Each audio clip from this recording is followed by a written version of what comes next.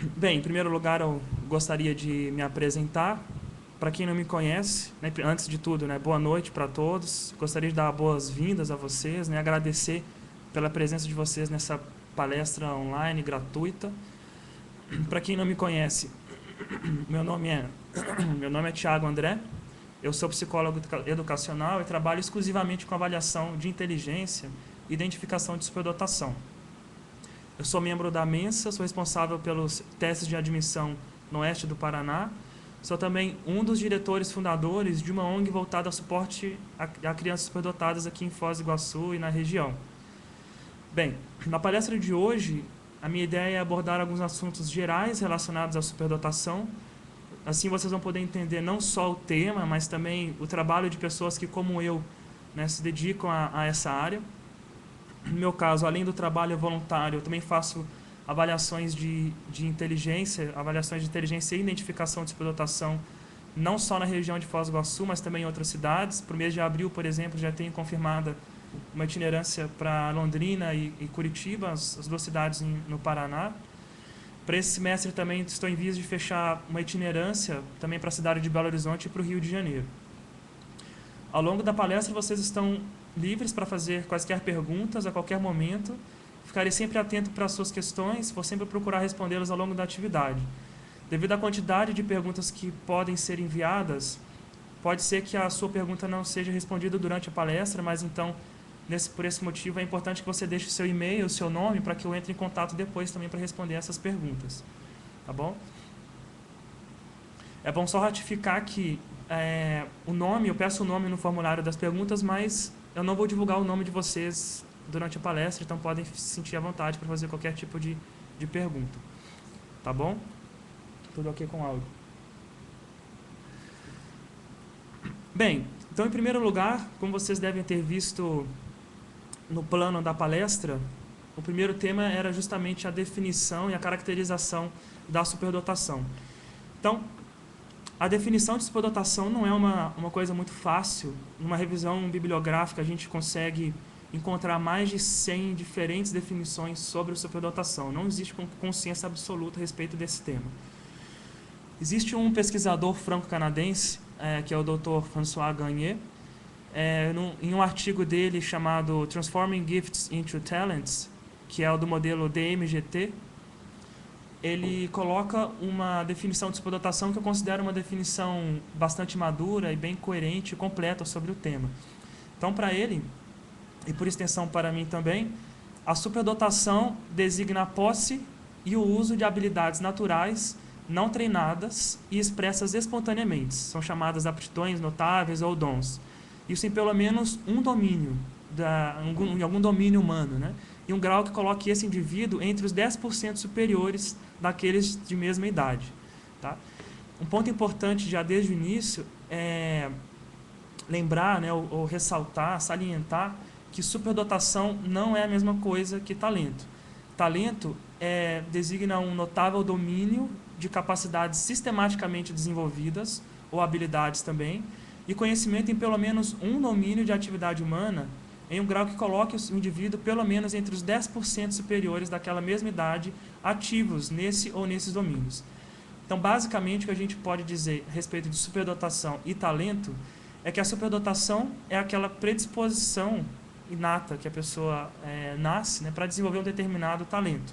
E o talento em si, ele vai acontecer ou ele vai surgir a partir do momento que a pessoa, que o indivíduo, criança, adolescente ou adulto, comece a colocar em prática essa sua predisposição, esse seu potencial. Tá? Isso não significa dizer que uma pessoa talentosa, por exemplo, em ginástica ou em artes plásticas, não seja superdotada. Não tem nada a ver com isso. Tá? Basicamente, o que se ressalta nessa condição é que não basta apenas ter essa predisposição inata para o desenvolvimento da superdotação. A superdotação é um fenômeno muito complexo e completo, e ele envolve não só a predisposição inata, mas também uma série de fatores ambientais que ao longo da palestra eu vou considerar também. O Dr. François Gagné, ele faz uma analogia com uma fórmula da física e diz que o talento é igual à predisposição, à superdotação, ou à dotação da pessoa, vezes o esforço. Então, a pessoa superdotada, ela não necessariamente ela vai desenvolver um talento dentro daquela área em que ela tem mais potencial. Ela precisa também de desempenhar o esforço para desenvolver o talento naquela área. Um superdotado que não se esforça pode ficar aquém, né, das expectativas que a gente pode criar para ele. Do mesmo modo, uma pessoa que não é superdotada, com muito esforço, ela pode até chegar ao nível, em determinados aspectos, ao nível de um superdotado, dependendo, claro, de que nível de superdotação estamos falando e do grau de esforço que esse superdotado com o qual estamos comparando, né, esse não superdotado, conseguiu se desenvolver. Tá? Então, qual que seria a diferença de uma pessoa talentosa que não é superdotada de uma pessoa talentosa que é superdotada? Que o talentoso e superdotado, ele consegue se desenvolver com mais facilidade e com mais velocidade dentro daquela área de domínio dele. Certo? Bem, a superdotação, ela é um fenômeno que é, vamos dizer assim, muito associado à questão da estatística. Eu estou vendo aqui que algumas pessoas estão dizendo que não conseguem assistir. Se alguém estiver assistindo, me dê um toque aqui no Facebook para eu ter certeza de que está todo mundo conseguindo ouvir direitinho. Mas continuando aqui a nossa palestra, a respeito da estatística, né? A superdotação ela não é um fenômeno absoluto. A própria inteligência, na verdade, ela não é um fenômeno absoluto. Ela é, na verdade, um fenômeno relativo. Tá? Quer dizer, não existe um QI zero, ou vamos dizer, não existe uma inteligência zero. Né? Nenhum teste de inteligência mede a inteligência partindo de um zero absoluto até um nível X de inteligência. Sempre as medidas de inteligência são em relação à média da sociedade. Então, atualmente, pegando aí o QI, mais para frente eu vou falar um pouco sobre o QI, e, assim, apesar de eu estar falando do QI agora, a gente sabe que o QI ele não é a única medida capaz de definir ou de sintetizar, vamos dizer assim, a superdotação, mas por fins didáticos, pegando inicialmente a questão do QI, a gente vê que a média de QI da sociedade é de 100. Né? Uma pessoa superdotada, dependendo aí da escala que se coloca o QI, dependendo até da rigorosidade do profissional que está lidando com a superdotação, a gente poderia considerar aí por uma escala com o desvio padrão para as pessoas que têm conhecimento técnico, né, que é o mais baixo, seria em torno de um QI 120 a 135. Então, vamos pegar uma pessoa com QI de 180 a 190. Agora, vamos imaginar que daqui a alguns milhares de anos, toda a sociedade vai estar, a média da sociedade vai ser igual ou até superior a essa pessoa que hoje teria o QI 180. Não significa que daqui a alguns milênios, todo mundo vai ter o QI 180. Na verdade, nesse caso, as tabelas e as normas para a definição do QI deveriam ser reformuladas e, mais uma vez, esse QI, que atualmente é 180, passaria a ser QI 100. E o QI 180 para essa nova sociedade seria um nível de superdotação muito superior, inclusive ao QI de 180, que já é muito acima da média. Tá? Então, essa característica, né, da superdotação e da medida da inteligência ser relativa faz com que seja muito importante acrescentar ou associar na definição de superdotação a questão do percentual. Vocês podem ver aqui na definição que eu trouxe para vocês, coloquei como superdotados aqueles com nível de talento nos 10% superiores da humanidade. Existem outros pesquisadores que são mais restritos em relação a esse percentual. A própria Organização Mundial de Saúde considera a faixa de 3,5% a 5% superiores da humanidade, é um pouco mais restrito, tá bom? Em relação à definição de superdotação, acho que a gente pode chegar por aqui.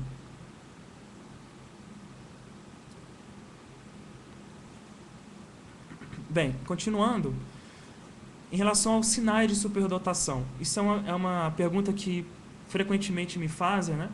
A superdotação é um fenômeno que ele pode, vamos dizer assim, aparece em concomitância a uma série de características pessoais, uma série de traços de personalidade diferentes, né? Superdotação, na verdade, é um fator a mais dentro da personalidade da pessoa. Então, os outros fatores, inclusive em termos de sociabilidade, uma coisa que pode variar muito de um superdotado para outro. Né? O superdotado não necessariamente é um nerd que não consegue se interagir socialmente, né? mas algumas características a gente pode citar que são mais comuns, que são mais fáceis de encontrar e que são realmente bem características de superdotados. Então, em primeiro lugar, em grande parte do tempo, o superdotado ele tende a ensinar a si mesmo. Quer dizer o quê? Eles são superdotados, eles são autodidatas. Então, esse é um ponto muito importante. É muito comum, por exemplo, na clínica, né, onde eu trabalho, surgirem mães que falam que os filhos ou as filhas, quando encontram um tema que não conhecem, nem perguntam para ninguém, já vão na internet, procuram no Google, procuram livros na biblioteca e se informam sobre aquele assunto. Quando a mãe vai ver, o aluno, o filho ou a filha já está sabendo bastante coisa que nunca passou pela cabeça da mãe que ela saberia. As pessoas no colégio nunca ensinaram aquilo, mas ainda assim ela conseguiu, teve essa capacidade de aprender por conta própria. Uma outra característica importante na superdotação é a questão da criatividade. Normalmente os superdotados eles inventam independentemente as regras de uma área de domínio e eles desenvolvem um modo personalizado de resolução de problemas. A gente está falando aqui de um tipo de criatividade para poder criar os próprios meios de resolução de problemas. Então, por exemplo, a gente tem alguns casos de superdotados que têm uma determinada forma de fazer contas de matemática. Teve um rapaz que eu conheci que ele dizia que os números na cabeça dele eram como formas. Então, ele juntava as formas daqueles números e a forma resultante dava um outro número. Então, ele conseguia fazer somas, subtrações e outras operações numéricas com imagens mentais, com imagens de formas. Então, imagina quando ele foi aprender na escola para poder fazer a conta, colocando um número em cima do outro, fazendo lá a tabuada. Né? Isso para ele foi um caos, ele teve um problema para poder aprender isso na escola, segundo o relato, né, dos pais. Então, essa criatividade tem a ver com esse modo personalizado de criar, de resolver problemas, né? Os meios próprios para resolver problemas. Não é particularmente essa criatividade para transformar um determinado campo de conhecimento, né? Que geralmente é exercida por adultos que se dedicam pelo menos a uma década em um assunto. Né? Os superdotados também eles têm um estilo pessoal de aprendizado, eles aprendem da sua própria maneira, né? Mais uma vez, esse exemplo que eu citei seria bem ilustrativo desse caso. Você tem, às vezes, o modo como se ensina na escola, muitas vezes não é coerente ou não tem congruência, não é equivalente àquele modo com que o superdotado aprende, né, por conta própria. Os superdotados também, normalmente, eles têm muita motivação para aprender. Muitas vezes, eles manifestam uma verdadeira fúria para poder dominar uma área. Tem algum interesse bem obsessivo, muito intenso para extrair sentido em alguma área em que o seu potencial se desponta desde a infância.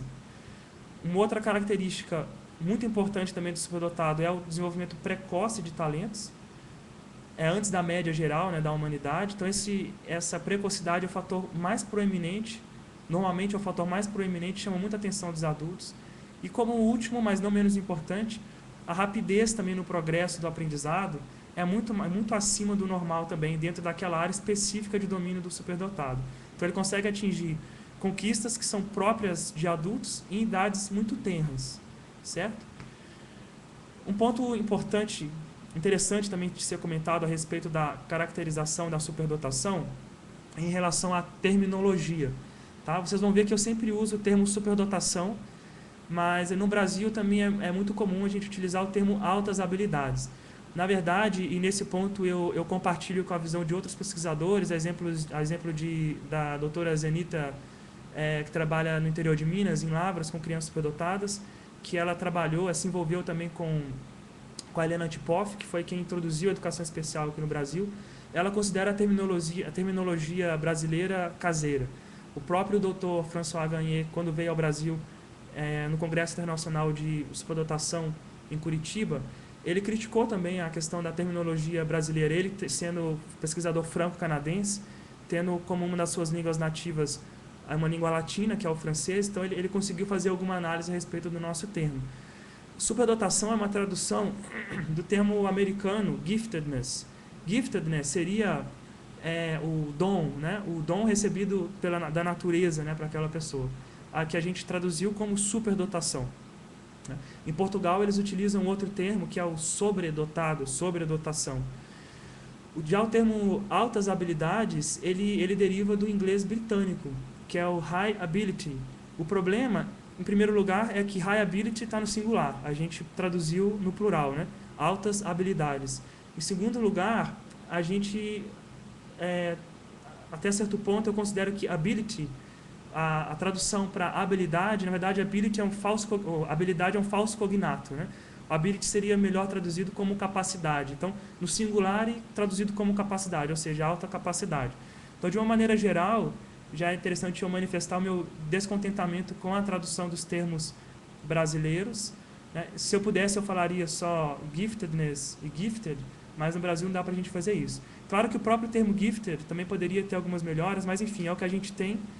E pelo fato de já ser um termo mais consagrado, já ser mais fácil entender a que eu me refiro, né? Quando eu digo superdotação, eu vou preferir utilizar esse termo ao longo da palestra. Outro ponto que eu esqueci de me falar é que essas características que eu citei, essas 6 características, eu retirei, dentre outras fontes, de um livro da pesquisadora Ellen Wiener, que é um livro bem conhecido na área, que é Crianças Superdotadas, Realidades e Mitos. Tá? Bem, passando aqui para o nosso próximo ponto. Bem, eu estou vendo aqui que as pessoas estão conseguindo ouvir. Beleza. Não é preciso ter conta no Ustream. Me mandaram essa pergunta. Não é preciso ter conta no Ustream. Basta acessar superdotação.com/EAD. EAD de Educação à Distância. Tá? Bem, fizeram uma pergunta aqui. Você disse que o modo que eles aprendem na escola pode chocar-se com o jeito deles aprenderem. O que fazer quando eles não se encaixam de jeito nenhum no esquema da escola? Meu filho tem 6 anos e estou tendo muitos problemas na escola. Simplesmente ele não se desenvolve e nem se interessa pelo programa de aulas. No final dessa palestra eu vou comentar a respeito de o que fazer, né, quando se identifica a superdotação. Mas eu posso já adiantar para você que fez essa pergunta que um ponto muito importante é você trabalhar em casa e procurar programas de enriquecimento escolar para que ele possa se desenvolver, né, desenvolver ao máximo o seu potencial para que a escola não embote o seu aprendizado. A gente é uma falsa noção essa de que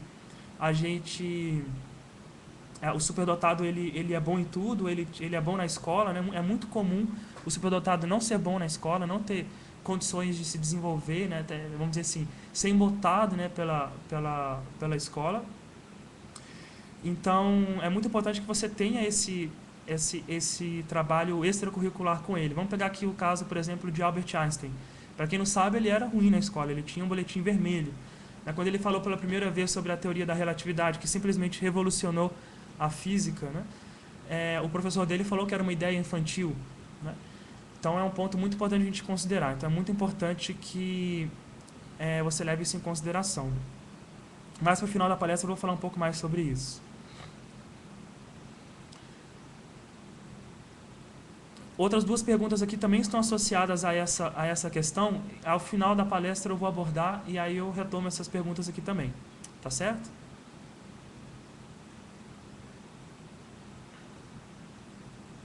Vamos ver aqui. O próximo ponto que eu gostaria de entrar em detalhes com vocês aqui seria sobre como identificar a superdotação.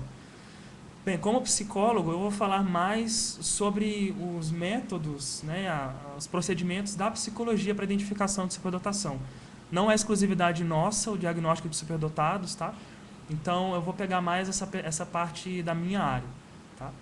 No meu trabalho, especificamente no meu trabalho de identificação de superdotados, eu considero e utilizo como principais instrumentos a observação e a coleta de dados sobre o desenvolvimento de cada indivíduo, principalmente no desenvolvimento infantil. Por exemplo, o período em que aprendeu a falar, que aprendeu a escrever, que aprendeu a ler, afora isso dentro de áreas acadêmicas, né? Afora outros sinais que a gente pode coletar também. E além dessa coleta de dados do desenvolvimento, existe também os testes de inteligência que eu utilizo também como um dos principais instrumentos da avaliação psicológica, tá? Eu considero inadequado, insuficiente o diagnóstico de superdotação utilizando apenas um desses 2 instrumentos, no que diz respeito ao trabalho do psicólogo, certo?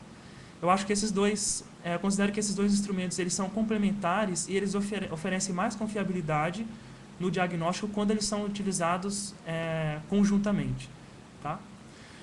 muito séria até nessa questão de integrar a testagem com a coleta de dados de desenvolvimento é no que se refere às avaliações infantis. Tem pesquisas que demonstram que os testes psicométricos ou psicológicos, né, de inteligência para bebês não são confiáveis, né? Tem um estudo longitudinal que foi realizado nos Estados Unidos e eles observaram que na idade de 2 anos e meio a 17 anos, o QI dos indivíduos estudados variou numa média de 28,5 pontos, certo? Em 25% desses indivíduos, quer dizer, em um indivíduo a cada 4 desses indivíduos, o score variou mais de 40 pontos. 40 pontos que basicamente é a diferença entre um infradotado e um superdotado. Então vocês podem ver que na questão infantil, os testes psicológicos isoladamente eles não são confiáveis, não devem ser considerados isoladamente. No meu trabalho, principalmente com crianças com menos de 6 anos de idade, a avaliação ela consiste não só na testagem e na coleta de dados do desenvolvimento infantil, mas também no acompanhamento em longo prazo. Às vezes chega uma criança de 2, 3 anos, né? Eu vou fazer alguma avaliação, vou coletar alguns dados, alguns testes a gente pode realizar, mas o mais importante é manter o acompanhamento e a observação dessa criança para que ela, não só para que eu colete dados sobre o seu desenvolvimento, mas também para acompanhar os pais e sugerir existem uma série de procedimentos, uma série de atitudes, série de vamos dizer assim, enriquecimento educacional que os pais podem trazer para os seus filhos, para que o seu potencial não fique embotado, para que realmente consiga desenvolver o potencial do seu filho. Tá? Em relação...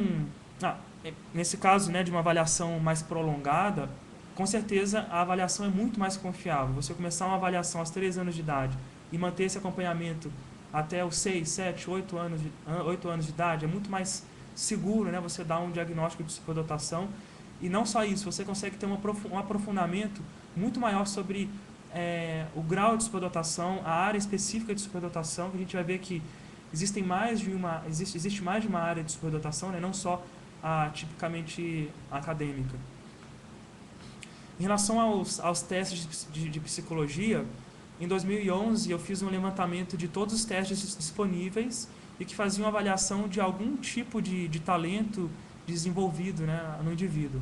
Então eu levantei aí pelo menos 7 áreas, 7 grandes grupos, né, de itens que são avaliados pelos testes de psicologia, que estão relacionados à inteligência, mas não necessariamente diretamente a isso.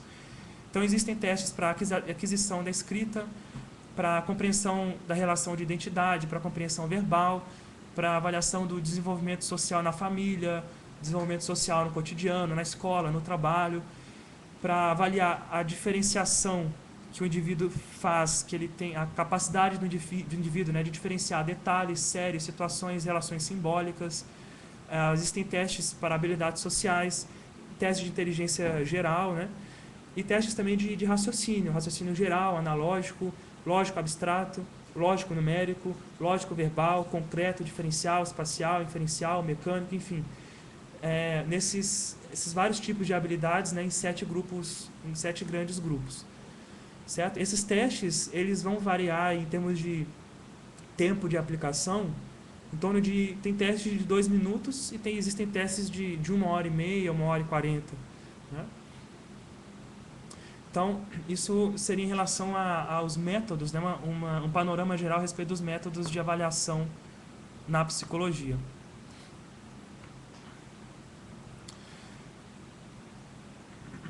Eu vou ler aqui algumas perguntas.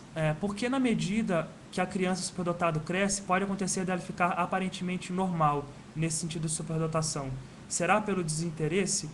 Olha, nesse ponto aqui é bom a gente analisar cada caso, tá? Mas pode acontecer realmente de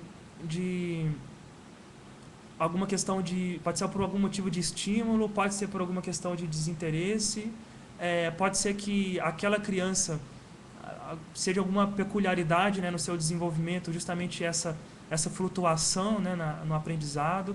Pode ser também no apoio dado pela escola, uma coisa que realmente a gente precisa avaliar cada caso com mais calma, certo? E se a pessoa não for identificada, outra pergunta, tá? E se a pessoa não for identificada quando criança, como isso pode acontecer na vida adulta? Há características que levem a isso, coisas em comum, mesmo naqueles que não foram tão estimulados quando crianças, mesmo nos que não sabiam quanto mais novos de sua condição. Pode sim, inclusive a atual presidente do Conselho Brasileiro para a Superdotação, que é a doutora Suzana Pérez, Barreira Pérez, ela faz a pesquisa especificamente nessa área de superdotação na vida adulta. Eu sugiro para você procurar na internet o site do Combrasd. Combrasd, que é o Conselho Brasileiro para a Superdotação. Tá bom? Então, é um ponto que também muitas pessoas me perguntam, parece que é de interesse geral, né? A questão do quociente de inteligência, ou chamado também QI. Né? Para a gente poder entender o QI mesmo para valer, é importante que a gente tenha um pouco de alguma noção, né, sobre a história, né, dos testes psicológicos e como a gente chegou nesse conceito de quociente de inteligência. Eu vou colocar aqui umas imagens para vocês verem. Eu vou contar um pouco dessa história.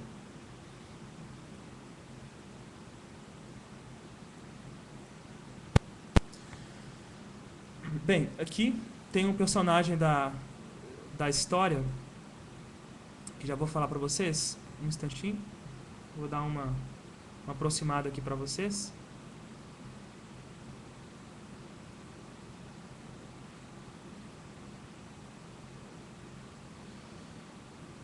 Beleza. Bem, esse é o James McKean Cattell. Ele foi quem cunhou a expressão testes mentais, em um artigo que ele publicou em 1890 na revista científica, né, americana, chamada Mind. O artigo dele foi intitulado Mental Tests and Measurements, quer dizer, testes mentais e medidas. Um outro personagem importante para a história dos testes psicológicos foi o Francis Galton. O Francis Galton, ele fundou, né, a ciência eugenia, que muitos de vocês devem conhecer. Ele também se dedicou ao estudo da inteligência. Tá? Ele também é conhecido como criador dos testes mentais, embora ele não tenha cunhado o termo. Né? A criação do termo foi atribuída ao James McKean Cattell. Uma das maiores contribuições de Galton, não só para a psicologia, mas também para a ciência, foi no campo da estatística. Não só ele produziu uma das mais importantes medidas da estatística na ciência, né, que é a medida da correlação, como também foi ele que propôs que a distribuição normal, a média e o desvio padrão se aplicassem a um conjunto maior de medidas de características humanas, incluindo a inteligência. Tá? Não foi ele que pela primeira vez, vamos dizer assim, antropomorfizou, né, a aplicação, né, do desvio padrão, né, da estatística, né, desse conceito do desvio padrão para o ser humano, mas foi ele que deu essa proposta de realmente ampliar o espectro em que isso era aplicado. Né? E a visão que ele tinha sobre a inteligência parece ter sido influenciada pelo trabalho do primo dele, nada menos, né, do que o próprio Charles Darwin. Depois do Cattell, a gente tem aqui esse sujeito chamado Alfred Binet. O primeiro teste em francês, né, o correto seria Alfred Binet. Ele que criou, né, o primeiro teste verdadeiramente psicológico da capacidade mental. Ele discordava da abordagem do Galton e do Cattell, que eles empregavam os testes em processos sensório-motores para poder medir a inteligência. Só que para ele, a avaliação das funções cognitivas, por exemplo, a memória, a atenção, a imaginação e a compreensão, que deveriam ser usadas para poder medir melhor, né, a inteligência. Então, em 1904, o ministro francês... O ministro francês da instrução pública, né, nomeou uma comissão para poder estudar as capacidades de aprendizagem de algumas crianças que tinham dificuldades na escola. E o Binet, junto com o psiquiatra, o Théodore Simon, que em francês seria Théodore Simon, foram indicados para poder fazer parte dessa comissão e para investigar juntos que tipos de tarefas intelectuais podiam ser dominadas pela maioria das crianças nas diferentes idades, né, nas diferentes faixas etárias. Em 1908, esse teste foi revisado, foi ampliado. Essa nova versão tinha 30 problemas que eram organizados em ordem ascendente de dificuldade e se concentravam em 3 funções cognitivas: o julgamento, a compreensão e o raciocínio. Foi nesse momento que o conceito de idade mental foi introduzido. Bem, a idade mental é um conceito muito importante quando a gente está conversando, né, quando a gente está tratando da questão da superdotação. Ela é o que ela é, né? Ela é a medida da capacidade mental média de indivíduos em uma determinada faixa etária. Quer dizer, uma idade mental de 10 anos se refere à capacidade mental média de uma criança de 10 anos de idade. Se uma criança de 10 anos de idade biológica passa nos testes que uma média de adolescentes de 15 anos também consegue passar, então a gente vai dizer que a idade mental dele seria de 15 anos.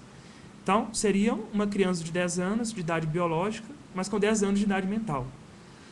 Esse teste do Binet e do Simon foi novamente atualizado em 1911, mas nesse mesmo ano o Binet morreu e o desenvolvimento desses testes passou para os Estados Unidos. Foi o Henry Goddard que foi responsável pela introdução desses testes nesse país, mas foi só com o Lewis Terman, tem uma foto dele aqui também. Deixa eu colocar aqui a foto dele. Esse aqui, o Lewis Terman, que deu o nome para esse teste de teste Stanford-Binet, juntando o nome da universidade em que ele trabalhava, né, com o sobrenome de Binet. E também foi ele que adotou o conceito de quociente de inteligência.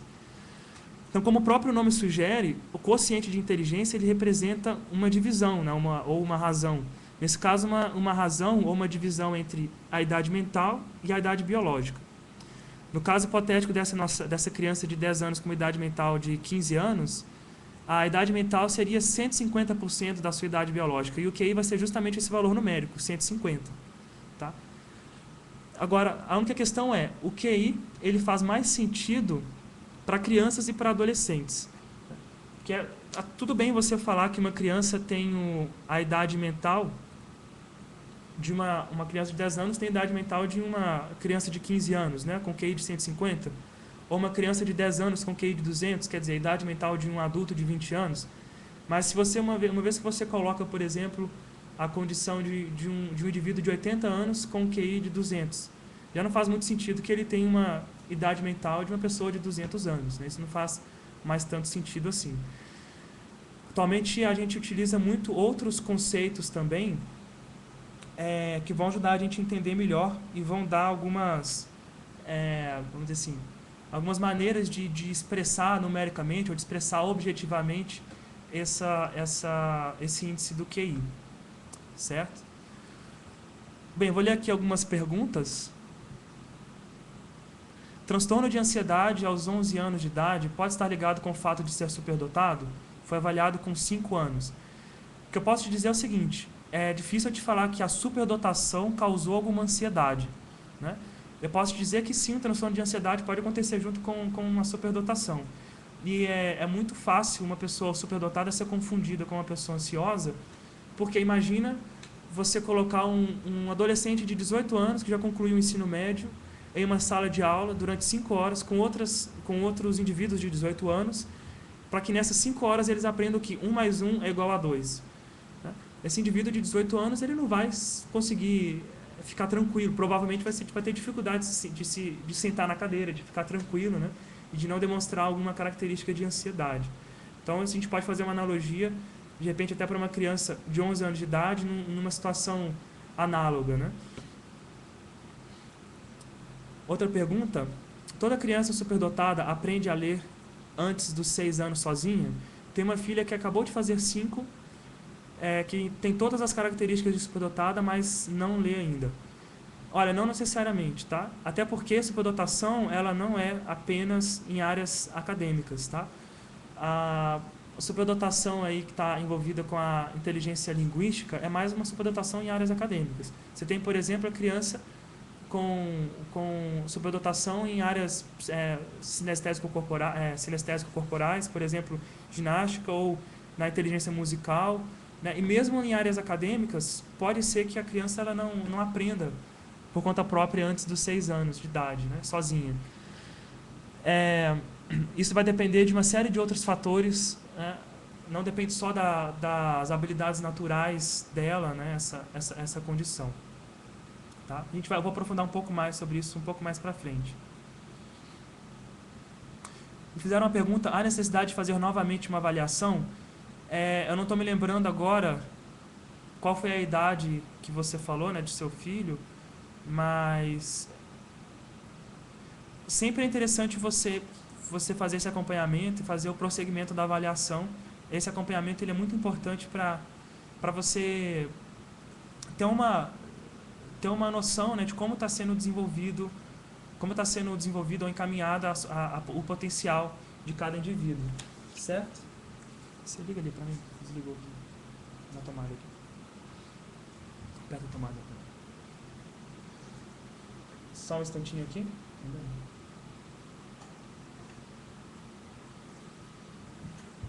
Tivemos um pequeno probleminha técnico.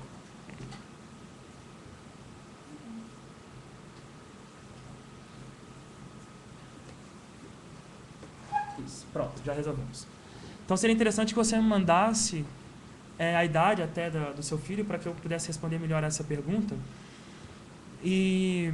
Mas um ponto importante é isso, né? Você ter esse acompanhamento para poder fazer avaliação não só do QI, mas para fazer avaliação do rendimento, de o quanto o seu filho está conseguindo aproveitar do seu potencial, e também para ver se tem alguma vamos dizer assim, alguma variável ambiental que esteja dificultando o bullying ou incompreensão dos professores, dos colegas. É sempre importante você ter esse acompanhamento. Bem, outras perguntas aqui. Você tem dados sobre a ocorrência de transtornos na superdotação? Seria superior à média? Olha, eu não tenho dados em relação a isso, tá? Isso é uma coisa que a gente precisaria estudar com mais calma. Mas acontece, né? Como eu já falei. E agora em relação à pergunta anterior, hoje a criança está com 12 anos, né? Foi avaliada aos 5 anos. É interessante você manter essa avaliação. 5 anos é uma idade muito, muito tenra, né? É importante você ter essa avaliação, até mesmo para ver como foi, né, o desenvolvimento do talento dele, né, desse potencial dele durante esse período de 7 anos. 7 anos que é o período maior do que o período de vida que ele tinha aos 5 anos de idade, né? Em relação à pergunta anterior, o participante complementou que ele se refere a transtornos como TDAH e outros de personalidade como bipolar, depressão. Realmente não tenho dados em relação a isso, mas eu já vi muitas vezes, né, acontecer casos de superdotação com todos esses transtornos, e o TDAH também já vi muitas vezes terem diagnósticos errados de TDAH para crianças que eram superdotadas e que não conseguiam se manter em sala de aula atentas ou paradas devido ao tédio, né, na sala de aula.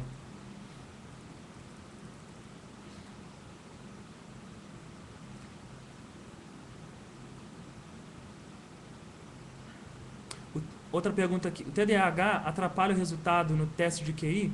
Bem, com certeza pode influenciar, sim, tá? Mas não necessariamente, né? Já atendi pessoas com TDAH que o assunto era tão interessante e o nível de TDAH não era tão grave assim, né? Que a pessoa conseguiu se manter constante até no trabalho. Tem alguns testes também que são mais rápidos, são mais simples, né? Crianças até 11 anos de idade tem o teste que é atualmente reconhecido como o que tem maior correlação, ou que tem a maior, vamos dizer assim, validade preditiva para o desempenho acadêmico. Ele leva, em média, 6 a 14 minutos para ser feito por uma criança de até 11 anos de idade. Então isso pode variar, né? Depende de cada pessoa. Outra pergunta seria: que características um adolescente superdotado apresenta? Bem, eu posso dizer que características semelhantes a uma criança, né? Agora, uma vez que ele não tenha sido identificado como superdotado na infância, é interessante você observar algumas coisas podem ter ocorrido devido a essa falta do diagnóstico, né? Por exemplo, o desempenho dele na escola, a motivação dele na escola, isso é uma coisa que vai poder variar bastante, porque ele não sabe que é superdotado, não desconfia nem que existe esse conceito, vai para a escola não apresenta nenhum desafio para ele, né? E pode acabar virando um aluno problema, ou não. Tem que ser uma coisa que pode variar virtualmente ao infinito, né? Mas, de maneira geral, o superdotado ele apresenta características, adolescente, né, apresenta características semelhantes a uma criança, até porque na infância ele deve ter apresentado algumas características também de superdotação.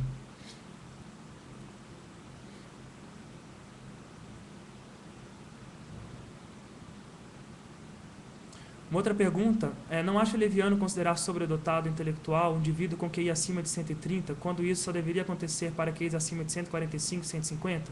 Então essa pergunta aqui vai ficar bem clara para você, a resposta, né, para essa pergunta vai ficar bem clara para você aqui agora. Porque dependendo da escala que você está considerando, o QI de 140 é equivalente a um QI de 135. Isso depende da escala, é uma confusão essa questão do QI. Eu vou explicar justamente agora essa situação. Tá? Então, prosseguindo aqui com a palestra, vou explicar mais sobre como é que é essa questão numérica, né, da superdotação. Um pouco de estatística, eu vou procurar me ater a detalhes não muito técnicos, tá? Para não ficar muito maçante, né?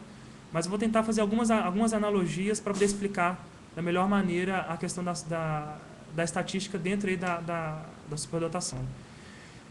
Bem, como todo mundo sabe, para diversos tipos de variáveis, a gente consegue obter vários tipos de medidas, né? Por exemplo, em relação ao desempenho escolar. Alunos de uma mesma classe, né, podem ser avaliados em seu desempenho escolar a partir da nota. Então, seria uma medida para a variável que é o desempenho escolar. Essas medidas elas podem ser expressas em termos de média. A média é um valor que vai indicar a tendência de determinada medida em uma população. Então, por exemplo, se a média de desempenho escolar nessa classe fosse 7,6, quer dizer que a tendência desses alunos é estar em torno da nota 7,6. Mas, como a gente sabe, os valores nem sempre vão ser iguais à média, né? Você vai ter alguns valores distribuídos acima da média, outros abaixo da média, enfim, os valores vão estar distribuídos em torno dessa média. Então, por exemplo, no caso dessa classe hipotética, alguns alunos podem ter notas maiores ou menores que 7,6. Por exemplo, 7,2, 6,1, 8,9, 4,1, 9,8 e assim por diante. Então, cada grupo de medidas, de uma maneira genérica, né, tem uma distribuição característica em torno da média. E essa distribuição pode ser medida também, pode ser colocada em termos estatísticos. Então, um modo prático de fazer isso é descobrindo qual é o valor médio com que essas medidas se desviam da média. Quer dizer, descobrir o valor médio com que as medidas se desviam da média, né? Vamos dizer assim. Ou ver a tendência, né? Poderia ser também avaliar qual que é a tendência de se desviar daquela média, né? O quanto que as notas tendem a estar acima da média e abaixo da média. Por exemplo, mais uma vez no caso dessa classe fictícia que eu citei anteriormente, a gente pode dizer hipoteticamente, né, que os alunos tenderiam a estar 0,8 pontos acima ou abaixo da média. Quer dizer que é muito esperado que os alunos que estejam abaixo da média tirem nota entre 6,8 e 7,6. Quer dizer, justamente 0,8 pontos abaixo da média. E também é muito esperado que qualquer aluno acima da média tem alguma nota entre 7,6 e 8,4, quer dizer, 0,8 pontos acima da média. Isso porque 0,8 pontos seria a tendência de desvio dessa média.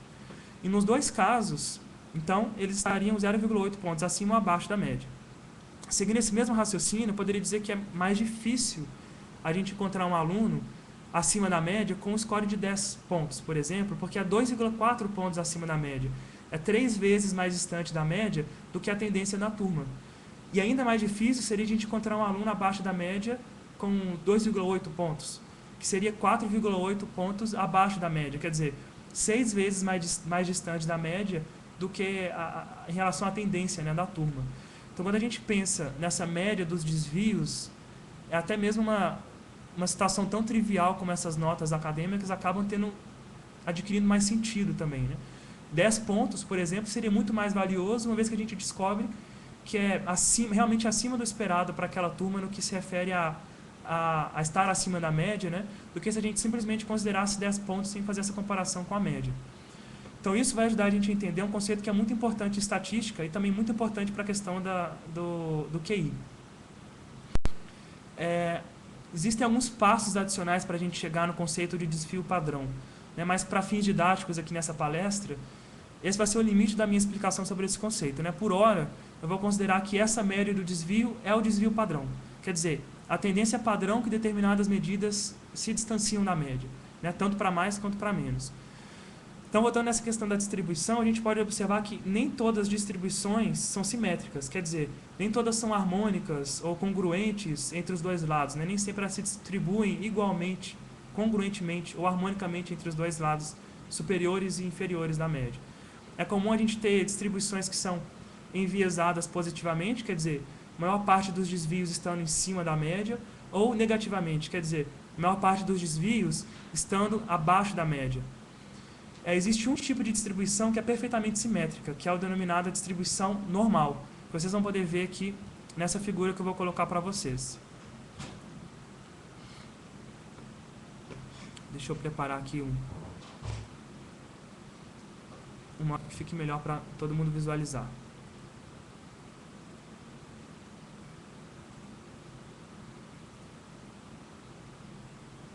Bem, acho que assim fica melhor mesmo.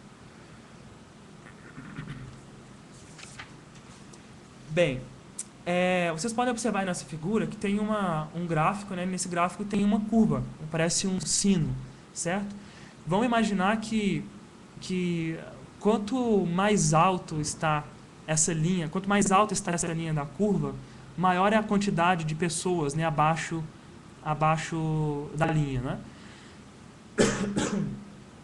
Vocês podem observar que bem no centro da linha tem uma linha, do centro da curva, né, tem uma linha cinza, que vai representar exatamente a média a média das pessoas, né? Então, para essa determinada medida, a maioria das pessoas está nessa linha cinza aí. Aqui para a direita, vou passar o mouse aqui em cima, tem essa linha um pouco mais escura aqui e uma parte pintada de cinza. Essa linha aqui vai dizer, pelas medidas menos rigorosas, né, onde estariam situados os superdotados. Então, vocês podem ver, olha, que a área que está aqui debaixo dessa curva, nesse ponto, é bem menor do que a área que está debaixo da parte branca, né, do gráfico. Quer dizer que existe uma porcentagem, né, pequena de pessoas superdotadas se você comparar com o restante da população. Sendo que debaixo dessa curva inteira, né, tanto na parte branca quanto na parte cinza, a gente tem representados a população geral. Quando eu falei a respeito das diferentes escalas, seria pelo seguinte motivo. Onde está aqui a média, que é o 0, é o QI 100. Média é QI 100 até mesmo por definição. Por quê? A idade mental da média das pessoas é 100% a idade biológica. Quer dizer, a média das pessoas, ou normal para as pessoas, é estar com a idade mental coerente ou no mesmo nível da idade biológica. Existem 3 escalas, a escala do Cattell, a escala de Stanford-Binet e a escala de Wechsler. Então, Wechsler vai dizer que, em torno dessa média, geralmente as pessoas se desviam, né, o padrão de desvio seria de 15 pontos de QI, né, de quociente de inteligência.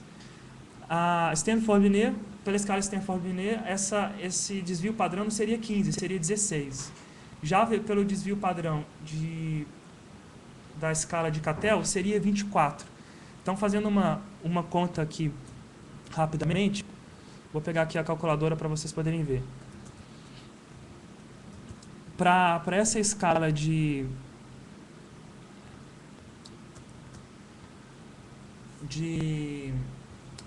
Cattell, que é o desvio padrão é mais amplo, né, que é de 24, você teria aí, para se considerar superdotação, mais um nível de 140, mais ou menos nessa faixa daí.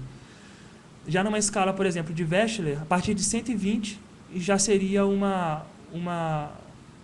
dizer assim, já seria considerado, né, a questão da superdotação. E tanto essas duas escalas de 120 e aí, se não me engano, seria 135, 140, né? as duas estariam exatamente nessa mesma linha cinza aqui, olha, com essa faixa acinzentada aqui para a direita, mesmo sendo índices de QI diferentes. Então, esse é um ponto que a gente pode observar que o QI sozinho, ele não diz muita coisa, né, sobre o nível de inteligência da pessoa. Um QI de 120, por exemplo, pela escala de Wechsler, significa que a pessoa está nos 10% superiores da humanidade. Já nessa mesma escala, 135, que a pessoa estaria em 1% superior da humanidade, né? Então, você pode ver que, dependendo da escala, o número do QI pode variar. Então, quando você ouvir alguém falando assim, não, meu QI é 170, por exemplo, tá, mas em qual escala? Se for na escala de Wechsler, então a pessoa é um gênio. Se for na escala de Binet, por exemplo, a pessoa também é muito inteligente. Está aí na faixa de 0,1 a 1% superiores da humanidade, mas ainda não é tanto quanto uma pessoa de QI 170 na escala de Wechsler.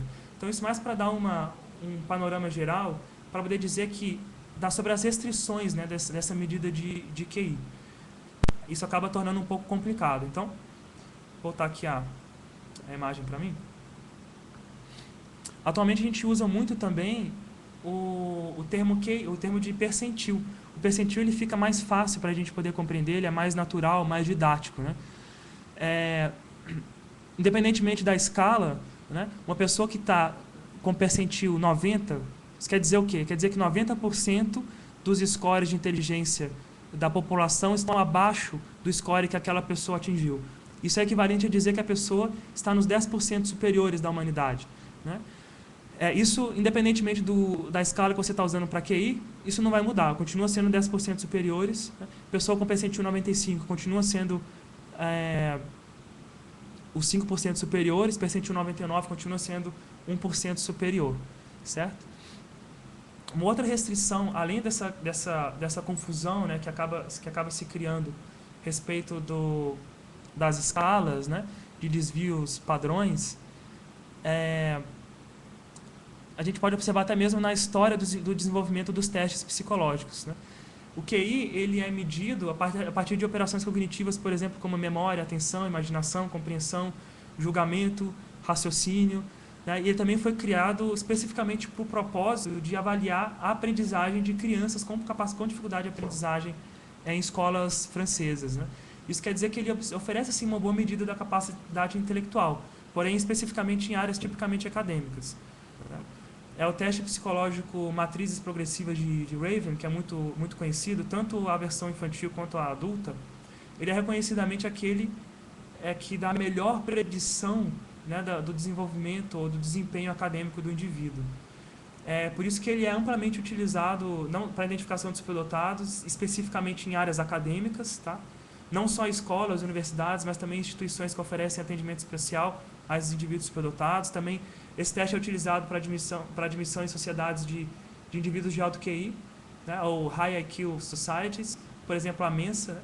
A Mensa ela admite indivíduos apenas com QI na faixa dos 2% superiores da humanidade, quer dizer, percentil 98. Existem outras sociedades de alto QI, por exemplo, a Triple Nine Society, a sociedade do triplo 9, né, que admite pessoas com QI na faixa de 0,1% superiores da humanidade, percentil 99,9. O Raven ele não oferece essa precisão na medição do QI. No meu trabalho, eu utilizo testes que são capazes de dar esse nível, né, de precisão, ou até mesmo indicar se o QI do indivíduo é superior a esse 99,9. Então, você pode ver que o QI está intrinsecamente relacionado ao mundo acadêmico, né? Notadamente no que diz respeito à inteligência linguística, inteligência lógico-matemática. Quando a gente assume que o ser humano é dotado também de outros módulos de inteligência, a gente vai perceber que, muito diferente de uma medida geral de inteligência, né, o que ele vai oferecer uma noção de um pequeno espectro do desenvolvimento, do desenvolvimento e da atuação humana também. Em áreas não acadêmicas, né, por exemplo, em ginástica, em música, áreas artísticas de uma maneira geral, o QI ele vai ter pouco para poder dizer, né? Não é necessário a pessoa ter um alto QI para ser bem desenvolvido nessas áreas, né? Em áreas que não sejam tipicamente acadêmicas. A gente poderia pensar em alguns outros métodos de avaliar isso em termos estatísticos, em termos de desvios padrões, né? Mas uma avaliação subjetiva, né? Ou em outras palavras, se vocês preferirem, uma avaliação menos objetiva, pode até ser muitas vezes mais valiosa, né, no que diz respeito à avaliação dessa capacidade humana superior em outras áreas que não as áreas acadêmicas. Tá? Só gostaria de voltar aqui numa questão que eu acho que eu não deixei muito clara a respeito das diferentes escalas de QI. Quando eu falei nos índices de 15, 16 e 24, quer dizer que para essas diferentes escalas, em uma escala, o padrão de desvio da média, que é o QI 100, é de 15. Quer dizer que, normalmente, as pessoas se encontrariam aí, se desviariam, né, 15 pontos para cima ou para baixo da média. Quando uma pessoa desvia 2 vezes esse valor, por exemplo, passaria de QI 115 para o QI 130, né, já são 2 vezes o valor do desvio padrão.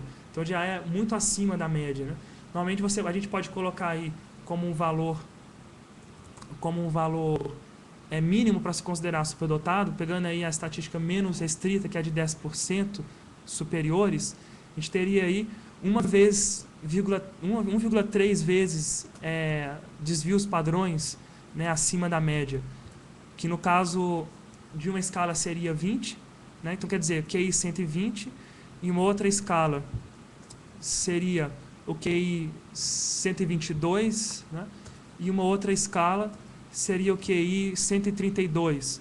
Né? Isso aí para considerar um indivíduo com a capacidade de 10%, intelectual de 10% superiores da humanidade. Né?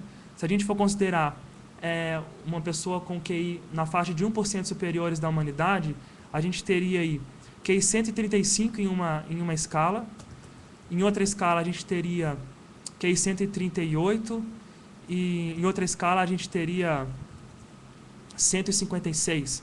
Então vocês podem ver que de 135 para 156 é uma diferença muito grande. Né? Oi?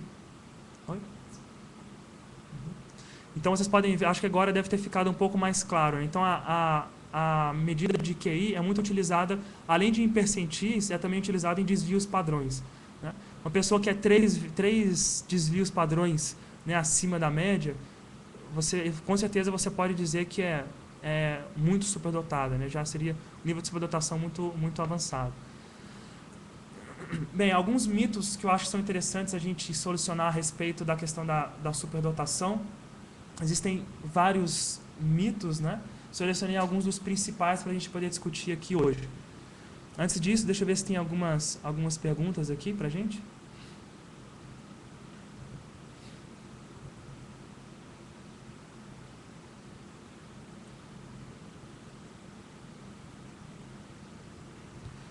Tem algumas perguntas que eu vou responder mais adiante, e algumas, como estão um pouco diferentes do momento que eu estou na palestra, eu vou responder por e-mail. Mas tem uma pergunta aqui que foi a seguinte: o meu filho foi avaliado com QI 144. É considerado superdotado? Então vamos pegar aqui, ó. Deixa eu fazer aqui uma conta. A gente não sabe qual foi a escala, né, que eles utilizaram esse QI de 144. Mas se a gente for considerar que foi na escala menos favorável, né, vamos dizer assim, ele já estaria aproximadamente 1,8 desvios padrões acima da média. Quer dizer, estaria realmente bem acima da média. Já poderia ser considerado por alguns pesquisadores aí como um indicativo de superdotação. Se a gente for pegar, provavelmente ele deve ter feito o teste que é o VISC, né? Ele utiliza uma escala que vamos dizer assim, é mais favorável para a gente imaginar. Aí sim, o QI de 144 seria realmente muito acima da média. Seria praticamente 3 desvios padrões acima da média. Então esse QI você pode considerar como indicativo de superdotação. Agora, é claro, é importante que você tenha outros dados também para avaliar, para completar essa sua dúvida, né? Para solucionar melhor essa sua dúvida. Então, voltando aqui para o tema. O primeiro mito que eu gostaria de desconstruir a respeito da superdotação é bem simples. A superdotação ela não é um fenômeno global, como vocês já devem ter observado. São raros os casos em que a superdotação ela acontece em mais de uma área. Normalmente ela é em uma área específica. Um outro mito seria, como eu já falei anteriormente, o mito de que uma pessoa talentosa ela não é superdotada. Por exemplo, uma pessoa talentosa em áreas artísticas ou em áreas de esportes, né? Então ela seria talentosa, mas não seria superdotada. Isso não procede, né? Pessoa que consegue se desenvolver, que tem um potencial acima da média para se desenvolver dentro dessas áreas, ela não só se desenvolvendo vai se tornar talentosa, como também ela pode ser considerada superdotada, dependendo do nível de predisposição, no nível de capacidade ou nível de facilidade que ela tem de se desenvolver nessa área. Um outro mito é de que é em relação à genética e ao ambiente, né? A superdotação, ela nem somente é genética e nem somente é uma questão ambiental, né? Anteriormente eu comentei que a superdotação ela consiste em capacidades naturais não treinadas e expressas espontaneamente, né? Isso quer dizer o quê? Isso aqui, nessa definição, eu estou tirando a variável ambiental, eu estou dizendo que a questão pessoal, a questão genética da pessoa está sendo preponderante para poder definir a superdotação. Mas essa definição que eu estou referenciando aqui, estou citando do Dr. François Gagné, ela não está isolada de outros fatores. O próprio Dr. François Gagné, ele coloca alguns fatores, além da genética, que vão influenciar no desenvolvimento da superdotação. Então, você tem alguns catalisadores interpessoais, características físicas, por exemplo. Se a pessoa ela tem uma predisposição para se desenvolver no futebol, por exemplo, mas ela tem alguma condição física que impede ela de fazer isso. Ou ela tem alguma soltura de ligamentos. Isso junto à predisposição psicomotora, né, dessa relação entre cérebro e motoricidade, isso vai favorecer que ela se desenvolva dentro dessa área. Outros catalisadores interpessoais, a própria motivação para se desenvolver, a vontade, né? O autogerenciamento, a capacidade de se autogerenciar e a própria personalidade do indivíduo. Você tem os catalisadores ambientais, que é a mesologia, tanto em nível microscópico, quer dizer, a família, status socioeconômico, os serviços oferecidos na vizinhança, como também fatores macroscópicos, geografia local, a demografia local, os fatores sociológicos. Como catalisadores ambientais também a gente tem pessoas significativas, né? A influência dessas pessoas significativas na vida da pessoa, as famílias, amigos, educadores, os ídolos daquela pessoa. E por último a gente poderia dizer também a riqueza das provisões como um catalisador ambiental, né? Um ambiente, aquela relação entre o ambiente que seria enriquecido e o ambiente que é empobrecido de estímulos e aportes. E um outro fator que também influenciaria o desenvolvimento da superdotação, além das habilidades naturais inatas, seria o próprio acaso, né? A probabilidade de um indivíduo com aquela genética, com aqueles catalisadores interpessoais, nascer naquele local, com aquela família, com aquelas pessoas ao redor, com aquela estrutura social, enfim, tudo isso vai influenciar. Vamos pegar aqui, por exemplo, no caso dos Estados Unidos. Os Estados Unidos tem muito mais crianças superdotadas identificadas do que a gente tem oficialmente aqui pelo MEC no Brasil. No MEC a gente tem alguns poucos milhares de crianças identificadas oficialmente, né? Sendo que a gente deveria ter de 3,5% a 5% da população, que daria em torno de umas 10 milhões de pessoas, né? Não é porque o Brasil tem menos superdotados, a superdotação é um fenômeno universal, mas é que o nosso ambiente ele não só não é tão favorável para o desenvolvimento dessas habilidades, como também, às vezes a pessoa está se desenvolvendo, ela está se despontando no meio acadêmico ou em algum outro meio, mas ela nunca passou pela cabeça dela que ela é superdotada, a gente não está sabendo, acaba não entrando nas estatísticas, né? Um outro mito que eu acho que é muito importante da gente desconstruir e de considerar é a questão de que o superdotado não precisa de ajuda, de que todos eles se tornam adultos iminentes. Isso aí não procede, tá? Por exemplo, eu posso citar uma série de dados, de fatos que vão contra isso. Em primeiro lugar, o fenômeno conhecido como underachievement, quando a pessoa, o indivíduo, ele obtém um desempenho abaixo daquele que é esperado para ele. Isso acontece e é observado em crianças superdotadas nas escolas. Além disso, existem transtornos psicológicos, psiquiátricos que podem estar associados à superdotação, que podem estar dificultando ele a se desenvolver. Você pode ter algum distúrbio de aprendizado associado à superdotação, a dislexia, descalculia, por exemplo, transtornos de desempenho como o TDAH, transtornos emocionais como transtorno de ansiedade, transtornos de humor, dificuldades de socialização, né? Além de todo outro restante, né, da sorte de transtornos e distúrbios psicológicos e psiquiátricos. E a superdotação não é vacina para tudo isso. Em termos humanos, né, o superdotado ele não se difere dos demais. E a diferença simples aí, entre aspas, né, é apenas a sua capacidade, né? Apenas a sua capacidade superior à média. Um outro caso interessante da gente considerar são os casos dos savants, que demonstram ser possível associar a superdotação com a deficiência intelectual e autismo, né? E são casos bem interessantes, né? A pessoa, por exemplo, é um artista extremamente talentoso, mas apresenta uma deficiência intelectual e às vezes um nível até grave de autismo, né? A gente vê que a superdotação ela não é vacina, ela não significa que ela não implica que a pessoa não vai precisar de ajuda. Há pessoas que têm dificuldades de aprendizado, pessoas que têm dificuldades não tem menos capacidade, né, ou que apresentam alguma dificuldade escolar, elas precisam de ajuda, elas não recebem. Né, os superdotados que tendem a apresentar mais facilidade, eles também precisam de ajuda, mas normalmente eles não recebem ajuda na nossa sociedade, sobretudo no Brasil e em outros países que não se dedicam a essa área. E a gente tem como vamos dizer, causa disso, uma das causas disso é a própria mídia, né? A gente poderia citar não só a mídia, claro, a gente tem o próprio estilo de política no Brasil, a gente tem um estilo de política populista que acaba atrapalhando um pouco isso, né? Mas você vê aí na mídia a divulgação de casos, por exemplo, como o caso do Gregory Robert Smith, que eu já citei no meu blog lá no Facebook, alguns de vocês já devem conhecer. Esse menino, ele com 2 anos de idade, ele já, vou colocar aqui mais próximo dele, com 2 anos de idade, 2 meses de idade, ele já falava, né? Ele aprendeu a fazer contas de matemática com 1 ano de idade, né? Ele com 2 anos de idade, ele já corrigia os adultos que falavam e escreviam errado, né, a gramática desses adultos. E ele já foi indicado entre os 12 e 16 anos de idade, de 12 a 16 anos de idade, já foi indicado 5 vezes ao Prêmio Nobel da Paz, né? Com 16 anos de idade, ele se tornou a pessoa mais nova a obter um PhD na universidade dele, dos Estados Unidos, que foi a universidade que foi fundada pelo Thomas Edison, se não me engano.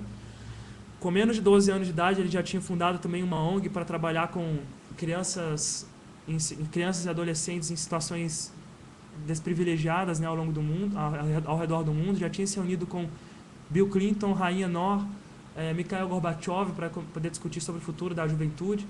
Então você vê na mídia divulgando casos como esse caso aqui, e o que vai passar na cabeça dos políticos e das autoridades educacionais?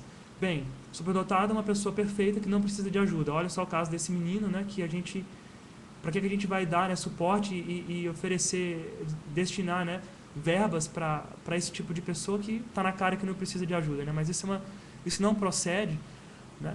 A gente vê que existem diversos níveis de superdotação.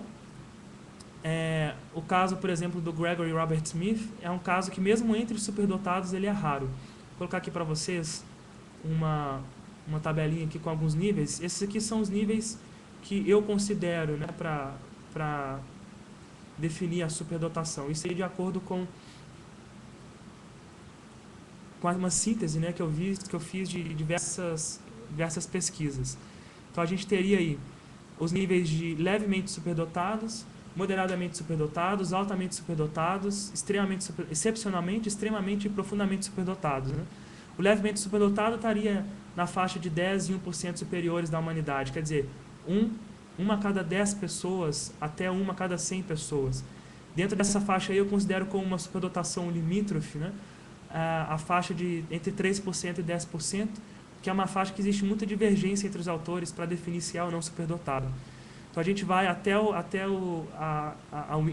nível, né, de extremamente superdotado, que é a pessoa que está em 0,0001% e entre, né, esse valor e o valor de 0,001% superiores da humanidade. Quer dizer, de 1 a cada 100 mil a 1 a cada 1 milhão, e o índice aí de profundamente superdotado.